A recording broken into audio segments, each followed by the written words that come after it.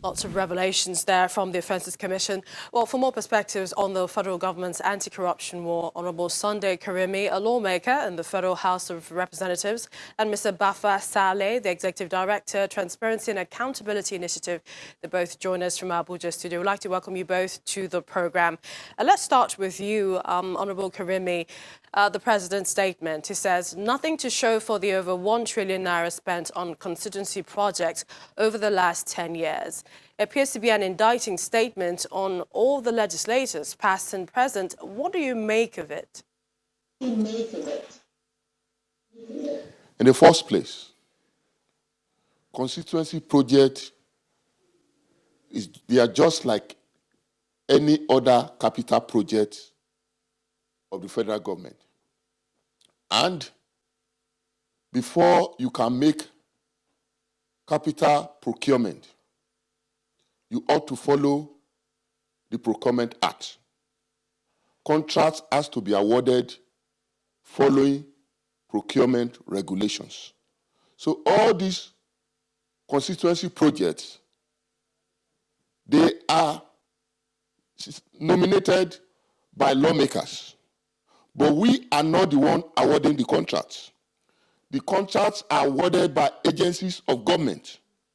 And before contractors can be accepted to execute those projects, they have to have some requirements.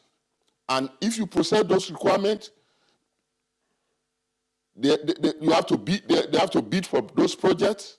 And if a contractor so wins those projects, they are supposed to execute those projects. Don't forget that funding those projects are from federal government. Lawmakers that nominated those projects, they are not paid for those projects. Agencies of government are paid, just like every other capital project. And if you look at the performance of capital projects in the last 10 years, are they even up to 40, 50%? No.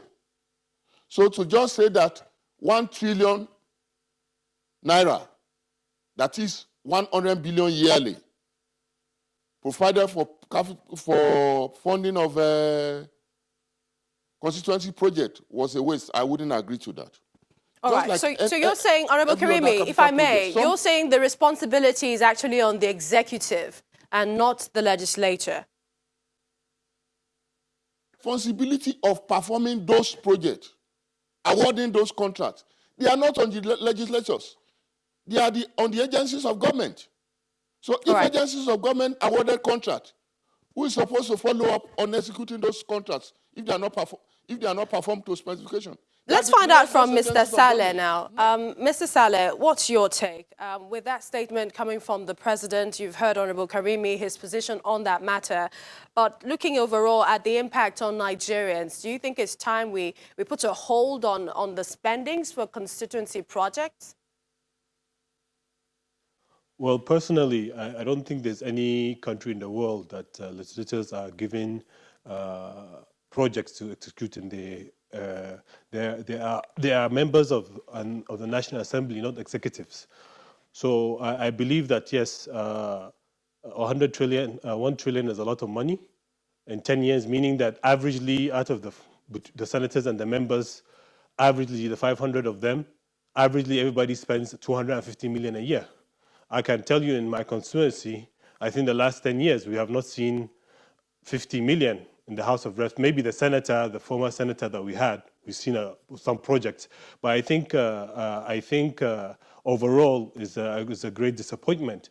And another thing that I don't want to come and argue with the Honourable here, but the fact is they are supposed to be the ones monitoring the projects. If to say that they are not the ones executing, they're supposed to be monitoring, but 70% of those projects are not executed, and we know that. Just like the executives have failed in capital projects, the constituency projects have failed woefully, and they're even worse. That's the reason why I support that it's scrapped completely, because there's no way in the world that these projects are being done. If you want to do any project, you do it on your own. I'm one of the few Nigerians that I'm not arguing the salaries that they're being paid, 13 and 15 million respectively. I think they have enormous responsibilities that most of them don't even know their responsibilities. I think paying them 13 or 15 million is a monthly because they have a lot of research and a lot of work to do. Visiting their constituency is not an easy job, but I'm against the constituency projects, and I think Nigerians should concentrate more on stopping constituency project more than the issue of the salaries of the legislators. Let's go back to Honorable Karimi. What's your take? Do you think that constituency projects, the allocation, do you think it should be scrapped? And on the responsibility of checking and monitoring what the legislators been up to? In the first place, let me correct him. Constituency projects, they are just like any other government capital projects, like roads, water, electricity. So if my brother is saying that we should scrap funding infrastructural development, then something is wrong somewhere. Constituency projects are just nominated by legislators in their constituency. Oh, Federal Ministry of Water Resources, come and fund so water project in my constituency. Federal Ministry of Works, come and fund roads project in my constituency. So if you are saying we shouldn't have such thing, then something is wrong somewhere. So, but the question is executing these projects. We need to follow up that they are executed. But are they funded 100%? No. Capital projects are not funded more than 40, 50% in the last 10 years. So if you are saying that constituency project failed, it's not just a total failure. Maybe they have not achieved 50%, but have they been funded 50%? No. So the question of saying that they should scrap it. If you want to scrap infrastructural development in Nigeria, then one day everything will break down. What so the president has said, he says special crimes court, and this is to ensure that, you know, we can track what is happening, the corruption that is ongoing, to ensure that, you know, this isn't misused. What's your take on this solution in tracking constituency projects and really monitoring some of these corruption cases? Like, it's a welcome idea. Just like any other capital project, contracts, when you award contract to a contractor, it's an obligation. You have to follow up so that such contracts are executed. We have cases of contractors running away with federal government funds all over the nation.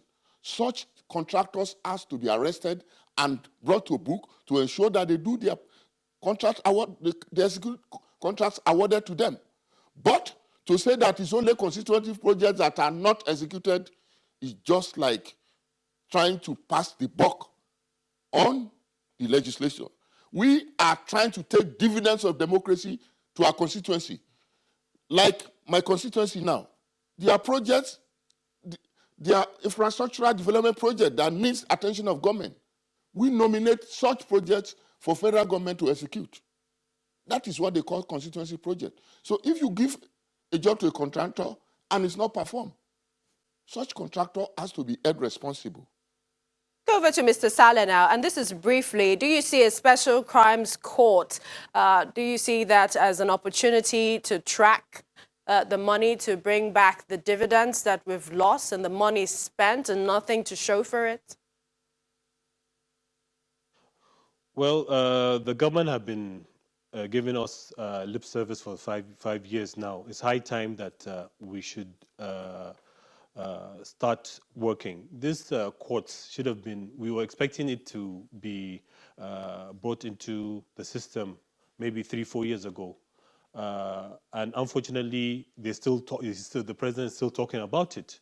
if the executive is serious about it, it should call the National Assembly and the judiciary and sit down and say that this is what we want. We want this court to start working in the next 6 months.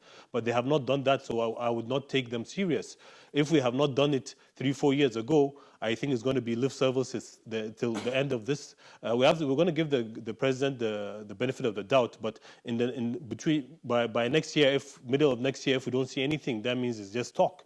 This is something that we should have done a long time ago. Just the same. It's not only the crimes court. I think there should be a court for all this kidnapping and banditry cases. If people know that they're going to get judged within 2 weeks, a lot of people will not do what they're doing. Because there's really a lot to be done, and a lot to be spoken about all of this to see how indeed it will come out of play. But we'll see how the following days and the National Assembly attention on that particular matter. I would like to thank you, Mr. Baffa Saleh, and thank you as well, Honourable Sunday Karimi, for joining us at this time.